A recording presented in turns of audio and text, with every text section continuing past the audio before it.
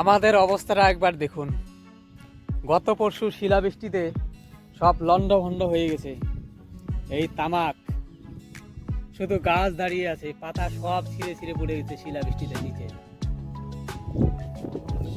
এরকম মাঠের পর মাঠ নষ্ট হয়ে গেছে। ভুট্টা, তামাক, আলু জলের নিচে। কি করা যাবে? এটা কুচবিহার জেলার মেখলিগঞ্জ ব্লকের জামালদহ গ্রাম পঞ্চায়েত এলাকার 187 খারিজা গোপালপুর। এখানে এরকম অবস্থা দেখতেই পাচ্ছেন।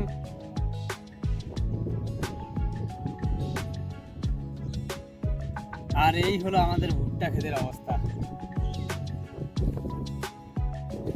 শেষ, ভুট্টা শেষ। এমনিতে আলুর দাম নেই, আলুতে শেষ। আলুর কথা, আলুর আশা ছেড়ে দিয়েছি। তারপরে তামাক আছে, ভুট্টা আছে, কিন্তু এই তামাক ভুট্টাও শেষ। এসব আর কি বলবো, সরকার তো কোনো রকম সাহায্য করবে না আমাদের। আর যদিও করে, কিন্তু আমরা পাবো না। আস্তে আস্তে রাস্তায় ভ্যানিশ। ভুট্টা খেতে শুধু গোড়াগুলা পড়ে আছে, খালি গোড়াগুলা।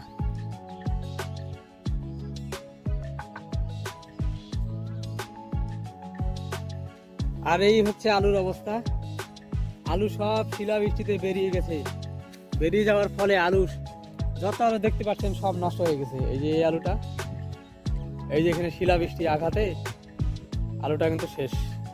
এখানে জমিতে অর্ধেকের বেশি আলু ফেলে দিতে হবে, আর তার মধ্যে দামও নেই।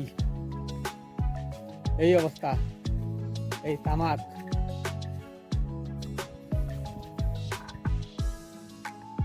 আর এই হচ্ছে সরিষা। সরিষা মাঠেই ঝরে পড়ে গেছে। সরিষা মাঠেই শেষ, মাঠেই ঝরে পড়ে গেছে একদম।